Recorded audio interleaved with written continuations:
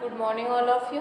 आज की जो हमारी क्लास रहेगी वो रहेगी बीएससी फर्स्ट सेमेस्टर के लिए, जिसमें आज हम पढ़ेंगे सोर्सेस ऑफ एयर पॉल्यूशन। जैसे कि लास्ट क्लास में हमने पढ़ा था एयर पॉल्यूशन क्या है, किन किन कारणों से होता है, कैसे हो रहा है और क्या क्या ये नुकसान हमें पहुंचा रहा है। ठीक है, आज की क्लास में हम पढ़ेंगे इसके सोर्स के बारे में कि इसके सोर्स क्या है एयर पॉल्यूशन के, किन गैसों के कारण, किन क्रियाओं के कारण किस प्रकार से एयर पॉल्यूशन जो है, वायु प्रदूषण जो है वो फैल रहा है। और पढ़ेंगे हम effect of air pollution.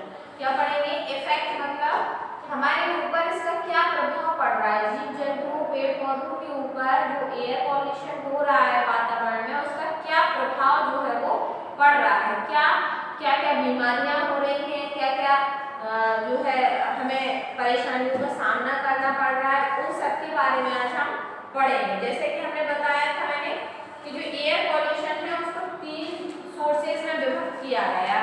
First तो है आपका प्राइमरी पॉल्यूटेंट मतलब प्राथमिक प्रदूषक, दूसरा है आपका सेकेंडरी पॉल्यूटेंट होना चाहिए, सेकेंडरी पॉल्यूटेंट। पॉल्यूटेंट का मतलब प्रदूषक, ठीक है, पॉल्यूटेंट, ठीक है, ये हो गया सेकेंडरी मतलब द्वितीयक प्रदूषक क्या है। और थर्ड है आपका स्मॉग। स्मॉग का मतलब कोहरा, ठीक है, कोहरा होता है, आप सभी ने देखा होगा, उसके कारण भी जो है वो धूम कोहरा जिसको बोलते हैं स्मॉग।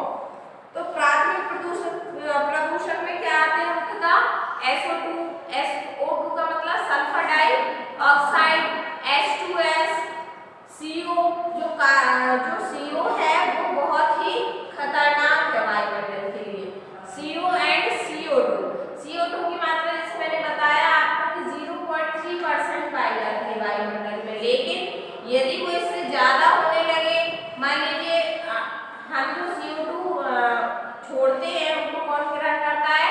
पेड़ पौधे, और वो प्रकाश संश्लेषण की क्रिया के द्वारा अपना भोजन बना लेते हैं और बदले में हमें ऑक्सीजन दे देते हैं। लेकिन हमारे अलावा भी कई फैक्ट्रीज से, कई वाहनों से भी अगर CO2 निकल रही है या कई चीजों से निकल रही है, तो वो क्या है, इतने पेड़ पौधे, और हम लगातार पेड़ पौधों को भी क्या कर रहे हैं? काट रहे हैं। तो जब पेड़ पौधों की संख्या कम होगी और CO2 की संख्या ज्यादा होगी, तो क्या वायुमंडल प्रदूषित होगा कि नहीं होगा? बिल्कुल होगा।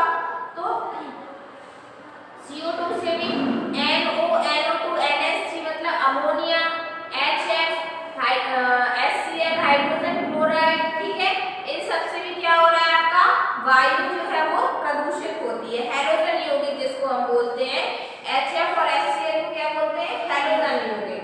और CO और CO2 को बोलते हैं कार्बन के यौगिक, ठीक है।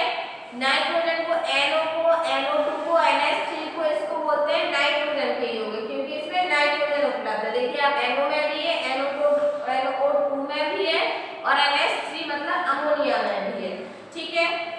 दूसरा है आपका तेज सूर्य के प्रकाश में नाइट्रोजन के ऑक्साइड एवं गैसोलीन से हाइड्रोकार्बन। जो तेज सूर्य का प्रकाश जब आता है पृथ्वी पर, तो उसके नाइट्रोजन ऑक्साइड एवं गैसोलीन से हाइड्रोकार्बन SO2 ऑक्सीकृत होकर H2SO4 का कुहासा बनाता है। जो SO2 है वो क्या होता है? ऑक्सीजन से क्रिया करता है और क्या बनाता है? H2SO4 का निर्माण करता है, जिससे वायु प्रदूषित होती है। दूसरा CO, N2, SO2, H2SO4 के मिलने से घातक मिश्रण होता है। यदि आपस में मिल जाती है गैसें SO2, H2SO4, CO, N2, NO2, तो इससे क्या होता है, जब इनका मिश्रण मिल जाता है तो वायुमंडल को बहुत अधिक क्या करती है? पॉल्यूट करती है, प्रभावित करती है, प्रदूषण फैलाती है। ऐसे यदि प्रकाश रासायनिक धूप कोहरा की बात करें तो अधिकांश बस्तियों में प्रकाश रासायनिक धूप कोहरा छाया रहता है। स्वचालित वाहनों से निकलने अदग्ध हाइड्रोकार्बन व नाइट्रोजन के ऑक्साइड सूर्य के प्रकाश की उपस्थिति में प्रकाश रासायनिक धूप कोहरा बनाते हैं, जिसमें हानिकारक परऑक्सीड, टैल्डी नाइट्रेट व ओजोन रहता है। आपने देखा होगा, न्यूज में भी देखते होंगे, जो आपकी दिल्ली है उसमें इसी प्रकार का जो है वो धूम कोहरा पाया जाता था। क्यों? वाहनों के चलने से, ठीक है, और वहाँ पे जनसंख्या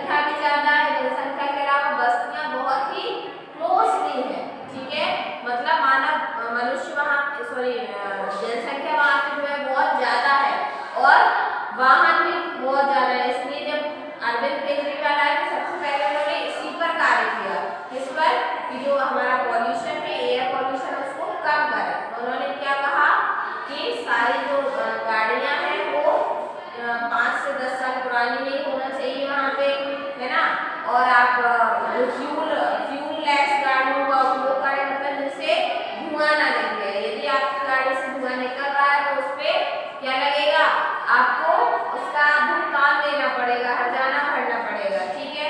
दूसरा उन्होंने कहा कि भाई एक दिन इवन गाड़ी चलाएगा और एक दिन ऑड, मतलब जो इवन नंबर समझते हैं, इवन ऑड सम और विषम संख्याएं। तो जिस गाड़ी का नंबर मान लीजिए 2 3 4 6 है तो ये हो गई आपकी इवन, ठीक है। यदि जिस गाड़ी का नंबर 2 3 4 7 है ये हो गई ऑड, तो एक दिन वो गाड़ी चलेगी, एक दिन वो।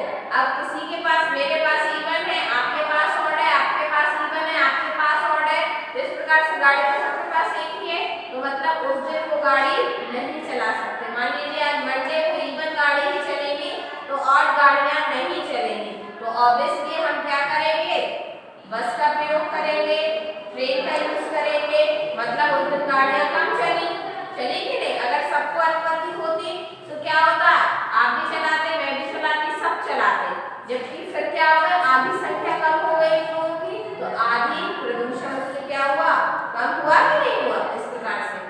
तो उन्होंने कहा कि एक दिन वीक में एक दिन आपको सार्वजनिक जो आपके वाहन चलते हैं उनका उपयोग करना है, मतलब बस, टैक्सी, टेम्पो का यूज करना है, ठीक है। जिससे क्या होता है, प्रदूषण जो है वो कम फैलता है। तो उसी को बोलते हैं हम प्रकाश रासायनिक धूमकोहरा, ठीक है। इससे भी क्या होता है, एयर पॉल्यूशन होता है। यदि हम इफेक्ट की बात करें, वायु प्रदूषण के प्रभाव क्या क्या है, तो मानव स्वास्थ्य पर प्रभाव, मानव स्वास्थ्य पर प्रभाव भी पड़ते हैं। कार्बन मोनोऑक्साइड, इस गैस की अधिक मात्रा के कारण श्वास लेने में कठिनाई होती है। यदि CO मतलब कार्बन मोनोऑक्साइड की मात्रा यदि ज्यादा हो जाती है वायुमंडल में तो हमें सांस लेने में क्या होती है, कठिनाई। मैंने बताया था एयर पॉल्यूशन से श्वास संबंधी रोग, मतलब सांस लेने छोड़ने में हमें कठिनाई होती है, ठीक है। रक्त के हीमोग्लोबिन में घुलकर रक्त की ऑक्सीजन वहन क्षमता को कम कर देता है, जिसके कारण श्वासरोध के कारण मृत्यु हो जाती है, ठीक है। हमारे जैसे कि हमारे रक्त में हीमोग्लोबिन के साथ ऑक्सीजन भी पाई जाती है, तो ये जो CO क्या करता है, उस ऑक्सीजन को क्या कर देता है, कम कर देता है उसको क्रिया करके, जिससे कि जो हमारा रक्त है वो कम होना क्या होता है, कम हो जाता है। कम हो रहा है तो क्या होता है, उससे कई सारी जो है बीमारियां हैं वो उत्पन्न हो जाती है, ठीक है। तो इससे श्वास संबंधी रोग भी जो क्या है वो उत्पन्न हो जाता है, और जब श्वास संबंधी रोग उत्पन्न होता है मतलब सांस लेने में कठिनाई होती है, तो कई बार क्या होती है, मनुष्य की मृत्यु भी इस कारण हो जाती है, श्वसन अवरोध के कारण। दूसरा मैंने बताया उदग्ध हाइड्रोकार्बन। उदग्ध हाइड्रोकार्बन मतलब अनबर्न्ड हाइड्रोकार्बन, मतलब ऐसे हाइड्रोकार्बन जो जले नहीं है, ठीक है। तो इसके रूप में 3 से 4 बेंजोपायरेट होता है, जो फेफड़ों में पहुंचने पर कैंसर उत्पन्न करता है। आज के एटमॉस्फेयर में इतना पॉल्यूशन है, इतने पॉल्यूटेंट पाए जाते हैं, इतने प्रदूषक तत्व पाए जाते हैं कि हर मतलब नॉर्मल हो गया, कैंसर जैसी लाइलाज बीमारी खैर इलाज संभव है, लेकिन बहुत कम लोग इससे क्या होते हैं, बच पाते हैं। एंड में उनका क्या होता है, मृत्यु का उन्हें सामना करना पड़ता है। तो ये भी किसके कारण हो रहा है, कैंसर जैसी बड़ी बीमारियां वायु प्रदूषण के कारण ही हो रही है, ठीक है। दूसरा यदि हम बात करें सल्फर डाइऑक्साइड, सल्फर डाइऑक्साइड पत्तियों की सतह की नमी के साथ मिलकर H2SO4 बनाती है, जो स्टोमेटो द्वारा प्रवेश कर क्लोरोफिल व ऊतकों को क्षतिग्रस्त कर देती है। जो SO2 होती है वो पत्तियों में मिलकर पत्तियों के रंध्रों के द्वारा उसके अंदर जाती है और इससे मिलकर H2SO4 बनाती है, जो स्टोमेटो द्वारा प्रवेश कर क्लोरोफिल व ऊतकों को क्या कर देती है, नष्ट कर देती है, क्षतिग्रस्त कर देती है। पत्तियों की कोशिकाओं में सल्फर डाइऑक्साइड प्लाज्मोलाइसिस करती है और कोशिकाओं की मृत्यु हो जाती है। मनुष्यों एवं अन्य कशेरुकियों के श्वसन पथ में प्रवेश कर ऊतकों की नमी के साथ मिलकर H2SO4 बनाती है, जो फेफड़ों को कोमल ऊतकों को क्षतिग्रस्त कर देती है। जो आपका सल्फर डाइऑक्साइड होती है वो पत्तियों में भी जाती है और उसकी क्लोरोफिल को नष्ट कर देती है, और जब क्लोरोफिल नष्ट हो जाएगा तो ऑब्वियसली जो प्लांट्स हैं वो क्या नहीं कर पाएंगे, प्रकाश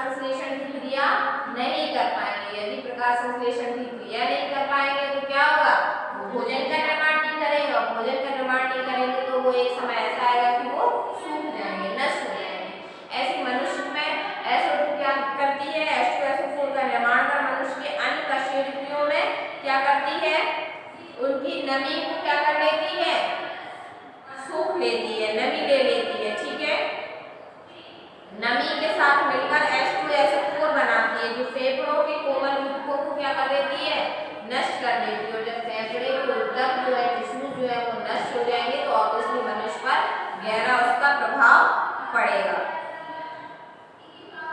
सल्फर डाइऑक्साइड लोहे व अन्य धातुओं से बनी वस्तुओं जैसे कपड़े, चमड़े आदि के सामानों को भी क्षति पहुंचाती है। आपने देखा होगा कि जो आपका ताजमहल है वो भी क्या हो गया है, हल्का हल्का सा पीला पड़ने लगता, पीला पड़ने लगा। क्यों? क्योंकि वहां पे क्या था, एक रिफाइनरी कंपनी थी या कारखाना था, उसके पॉल्यूशन से, उससे निकलने वाले धुएं से जो ताजमहल का रंग है वो हल्का हल्का क्या हो गया, येलो होने लगा था। लेकिन समय रहते उसको बंद कर दिया गया उस कारखाने को वहाँ, क्योंकि वो हमारी खास ऐतिहासिक इमारत है और उसको क्षति पहुंचाना सबके लिए ही अच्छा नहीं था, ठीक है। तो वहाँ पे जब आप आगरे में जाते हैं तो वहाँ पे सुरक्षा का, पॉल्यूशन का बहुत ही ध्यान रखा जाता है। ये था आपका एयर पॉल्यूशन के source, primary, secondary and smog. और इफेक्ट ऑफ एयर पॉल्यूशन को भी हमने पढ़ा कि जो एयर पॉल्यूशन से हमारे शरीर पर क्या क्या प्रभाव जो है वो पड़ सकते हैं।